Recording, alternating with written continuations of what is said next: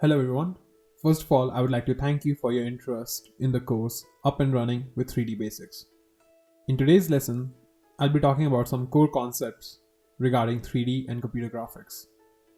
There are three main topics which I am going to be covering. They are coordinates, nodes, and referencing. So let's start with coordinates. Coordinates means one of a set of number that is used to locate a point on a map. Well, to understand it better, I would like to ask you a question. What is your current location? Now, your location could be anything. It could be London, it could be USA, it could be the Indian Ocean, it could be a generalized continent like Asia. But what exactly is your location? If I take London for example, to know its exact location, I would have to look up its coordinates. So, doing a quick Google search, I would realize that London is located at 51.5 degrees north and 0.1278 degrees west. So that is a really precise location. That is the point at which London is located on Earth. But where exactly is this information coming from? To know that, we'll have to know the origin, the starting point, the 0 of Earth, which lies somewhere on the Atlantic Ocean, where equator intersects with prime meridian. And from that, we measure the degrees to which London is located, and we find the coordinates respectively. Now you'd be wondering, how does this relate to 3D? Well, in simple terms, you use two axes, up and down and right and left, to define any point on a 2D plane that is called 2 dimensions. Similarly, in 3D, you use three planes, that is up, down, right, left, and front and back, that is to represent depth. So if I make a graph on which I want to represent something in 3D, instead of having 2 points of coordinates, I would need 3 points to denote x, y, and z axes respectively. Once you understand the concept of these three values, you'll realize that these three values of x, y, and z in combination with the movement, scalability, and rotation of an object define what it looks in three-dimensional space. For example, on the left you can see that the object has a translate of 0, 0, 0, a rotation of 0, and a scale of 1. Whereas the object on the right is the same object, but different values for translate x, y, and z, for different rotation values for x-axis, y-axis, and z-axis, and a different scale value in x, y, and z as well. When you start to manipulate these values, you can see the position has changed, the scale has changed, and even the rotation. These values of translate, rotate, and scale combine to help us show any object in the three-dimensional space. It can be big, it can be small, it could be rotated towards you, away from you, and it could be anywhere in space.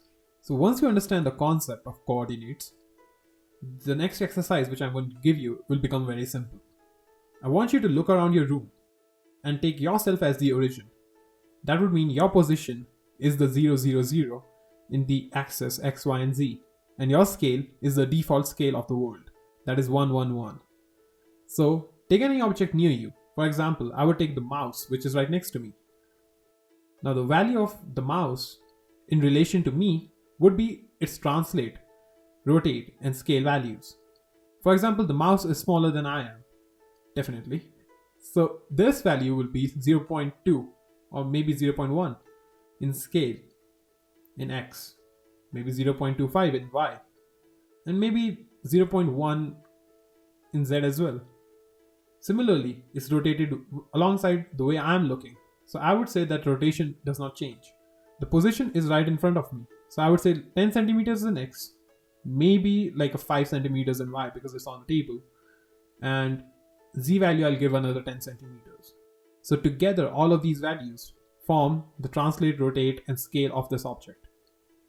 Once you grab this concept, it would be really easy to manipulate objects in 3D. You would immediately know where to place something and how to place it. Moving forward, the next most important concept in 3D is nodes.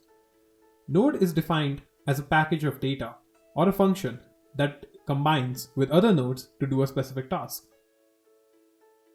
Let's take an exercise for this as well. I want to know, how do you make tea or coffee?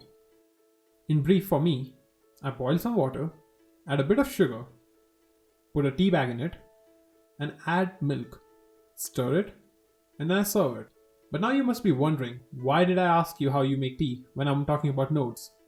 Well, you can divide any task or any process into nodes. For example, this is a node representation of making tea. Now the breaking down of this whole process into different sections is called dividing it into nodes. And all of these nodes can be placed individually, or you can combine them to form a bigger process. Now once you have this node graph there of making tea, you can put it somewhere else and make a whole menu out of it. And that would be just combination of different types of node processes. And this is the beauty of 3D. These days, all the software work on node-based system, and that way, replication becomes easy. And it's also easy to understand what the overall process is, what is happening in 3D. For example, if you look at any object in Maya or check out its node graph, you would see that there is a value for how the object is supposed to be made. Maya takes it and converts it into a mesh. It adds a shading group to it, and like we discussed before, there are coordinates involved in it. You come to know how it's positioned in space. Where is it, what's the scale for it, and how it's rotated. All of these values are their own individual packages of data. They combined to form one object, and that way you can add other things to it as well.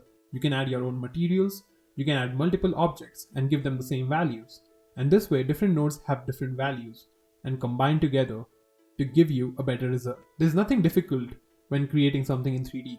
All you have to know is what kind of nodes and what's the process. Then it's just combining them and getting different results.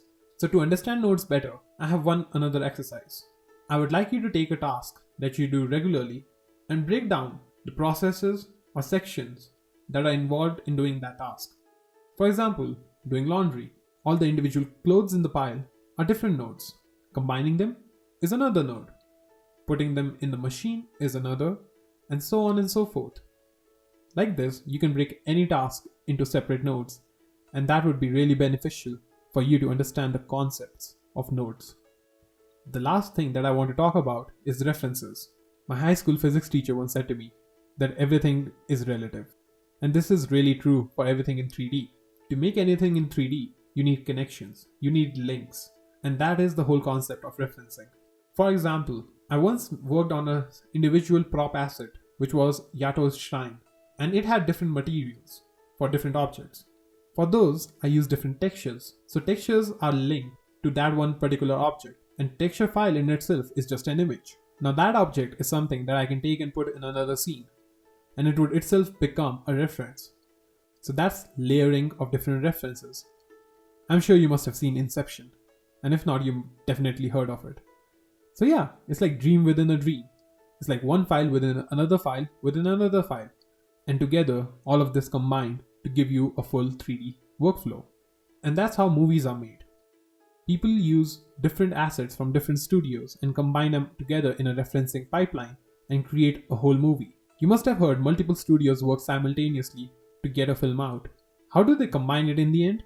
They use references, and working on one scene in one studio and then taking the whole thing to the next one is going to be a big task, and we are not there yet. And to understand referencing better, I have a final exercise. I want you to take an object that is near you and figure out a few things about it. I want you to ask where it was manufactured from, how it was made, where does it come from, and how do you store it. Most importantly, I want you to figure out what different objects is this connected to and how it can be connected to other objects. Let's take a pen for example. A pen has an ink cartridge in it. That's one reference. Now the pen can be placed in a pencil box, which can be placed in a bag. This is the power of referencing. You can have one object and have so many connections to it. And with that, I hope you understand the value of all of these three important concepts in 3D. Coordinates, nodes, and referencing. These are going to be very crucial when you start working on 3D files. All of these will combine to help you understand the 3D workflow later on. And I thank you all for watching. In the next lesson, we'll be talking about how you can get free software, so definitely stay tuned for that. Alright then, take care. See you later.